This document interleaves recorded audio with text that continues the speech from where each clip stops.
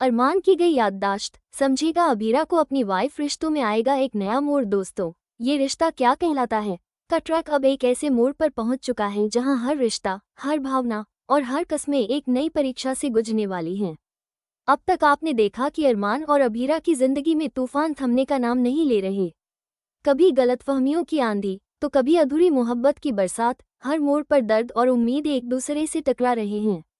लेकिन अब जो होने जा रहा है वो पूरी कहानी की दिशा बदल देगा। सुबह का वक्त है। सूरज की पहली किरण अभी अस्पताल की खिड़कियों से अंदर आई है। बाहर लॉबी में डॉक्टर और नर्सें भागदौड़ कर रहे हैं। तभी वहां अफरा तफरी मच जाती है। इमरजेंसी! एक पेशेंट को तुरंत आईसीयू में शिफ्ट करो। स्ट्रेचर पर कोई पड़ा है, चेहरा खून से सना, कपड़े फटे हुए, सिर पर गंभीर चोट के निशान। वो कोई और नहीं बल्कि अरमान है। वही अरमान जिसने कभी अबीरा से प्यार किया था, फिर उसे जिंदगी से निकाल फेंका और अब खुद ही अपनी जिंदगी को भूल बैठा है। अबीरा को जैसे ही इस हादसे की खबर मिलती है, उसका दिल धड़कने लगता है।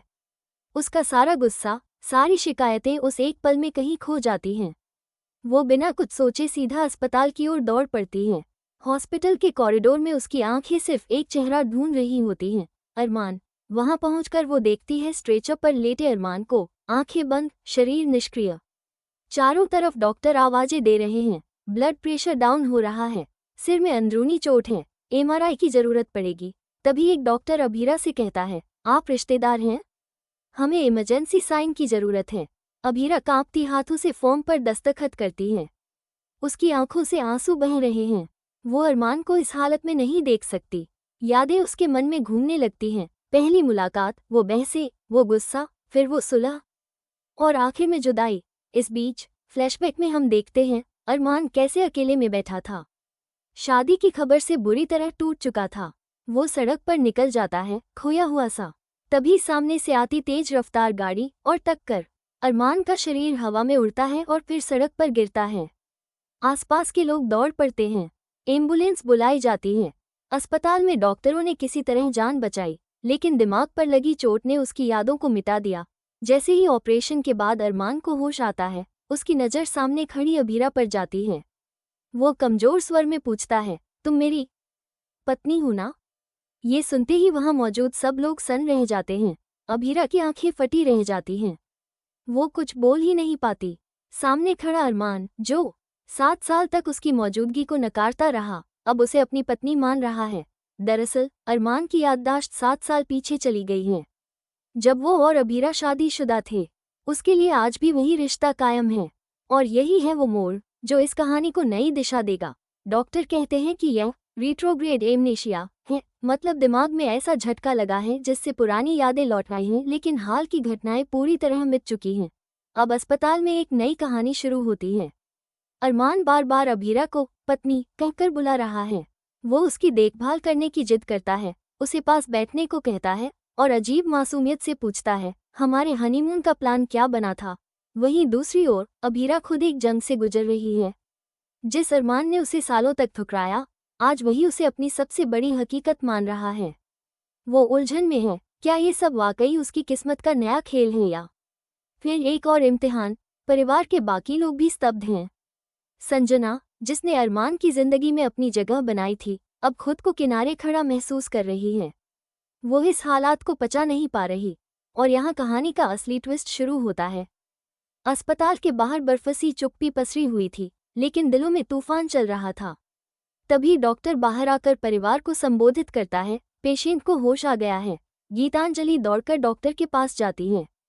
उसकी आवाज में डर, चिंता और एक अनकही आशंका थी। वो पूछती है, डॉक्टर, सब ठीक तो है ना? क्या वो हमें पहचान पा रहे हैं? डॉक्टर की आंखों में गंभीरता थी। वो कुछ पल चुप रहा, फिर बोला, उन्हें डिसोसिएटिव एमनेशिया हो गया है। मतलब? गीतांजलि के चेहरे पर सन्नाटा था। डॉक्टर की आवाज और भारी हो गई। मतलब ये कि अरमान पिछले 7 साल की सभी यादें खो चुके हैं। उन्हें ये तक याद नहीं कि वो आज कहाँ हैं, किससे जुड़े हैं और किससे बिछड़ चुके हैं। उनका दिमाग उन्हें उन्हीं पुरानी यादों में वापस ले गया है जहां शायद अबीरा ही उनकी पत्नी थी और बाकी सब उनके लिए अजनबी। ये सुनते ही अमायरा और गीतांजलि के चेहरे से रंग उड़ जाता है। उधर कमरे के भीतर अरमान ने जैसे ही होश की दुनिया में पहला कदम रखा, उसने अपनी आंखें खोलीं और सामने मायरा को देखा। कुछ क्षण तक उसकी नजरें ठहरती हैं, फिर वो शांत स्वर में पूछता है, तुम कौन हो मायरा सन? उसके लिए यह वज्रपात से कम नहीं। अरमान की निगाहें घूमती हैं और वो गीतांजलि को देखता है। आप कौन हैं आंटी? गीतांजलि को जैसे किसी ने जड़ से हिला दिया हो। वो कुछ बोल नहीं पाती। तभी कमरे का दरवाज़ा धीरे से खुलता है और अंदर प्रवेश करती है अभीरा। उसके हाथ में उसका दुपट्टा होता है जो चलते चलते नीचे गिर जाता है। उसके कदम थम जाते हैं, होंठ कांपते हैं, आंखें छलक जाती हैं। उसकी आंखों में खुशी और दर्द की एक जंग चल रही होती है। 7 साल के फासले और एक झटके में मिले रिश्ते के पुनर्जन्म के बीच अरमान की आंखें उसकी ओर टिक जाती हैं। उसकी पलकों में जैसे नमी उभरती है। वो उठने की कोशिश करता है और डॉक्टर की ओर देखकर कहता है, ये मेरी वाइफ है, ये मेरी अभीरा है। कमरे में एक सन्नाटा फैल जाता है। कोई कुछ नहीं कहता। अभीरा की आंखों में एक तूफान चल रहा है। वो कुछ कहना चाहती है, लेकिन आवाज उसके गले में अटक जाती है। उसके मुंह से बस एक शब्द निकलता है, अरमान। उसका दिल चिल्लाना चाहता है, मैं तुम्हारी पत्नी नहीं रही। तुमने मुझे छोड़ दिया था, भुला दिया था। इन 7 सालों में बहुत कुछ बदल चुका है। लेकिन जब सामने वही चेहरा प्यार से उसे देखता है और कहता है, तुम आ गई, अब सब ठीक हो जाएगा, तो वो शब्द खुद ब खुद रुक जाते हैं।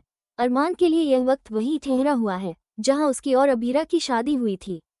वो नहीं जानता कि उसके जीवन में अब अमायरा है और गीतांजलि से जुड़ी कई कड़वी सच्चाइयां उसके सामने आ चुकी थीं।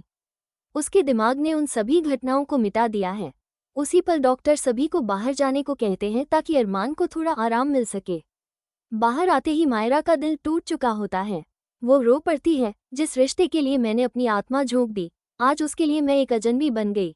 गीतांजलि उसे गले लगाती है लेकिन खुद भी अंदर से टूटी हुई होती है। वहीं दूसरी ओर अभीरा के लिए यह एक भावनात्मक जाल बन चुका है। वो जानती है कि अरमान को सच्चाई बताना जरूरी है, कि वे अब साथ नहीं हैं, कि उनके बीच सिर्फ कागजी रिश्ता रह गया है। लेकिन क्या वो ये झटका सह पाएगा?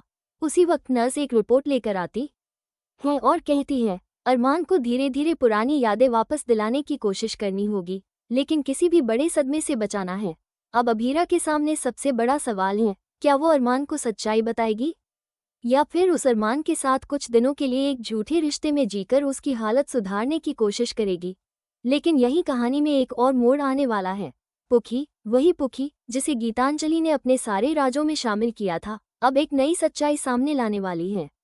उसे अरमान की हालत का पता चलता है और वो इस मौके का इस्तेमाल करना चाहती है, या तो सब खत्म करने के लिए या खुद को बचाने के लिए। दूसरी तरफ अभीरा के दिल में चल रही उथल पुथल अब एक निर्णय की ओर बढ़ रही है। क्या वो फिर से अरमान की पत्नी बन जाएगी, उसकी देखभाल करेगी और उसे उस बंधन का सुख दोबारा महसूस कराएगी जो सिर्फ कागज पर रह गया था? या वो सच्चाई से उसे रूबरू कराएगी, चाहे जितना भी दर्दनाक क्यों न हो? इस मोड़ पर कहानी एक गहरे भावनात्मक चौराहे पर खड़ी है, जहां हर रास्ता सही भी है और गलत भी।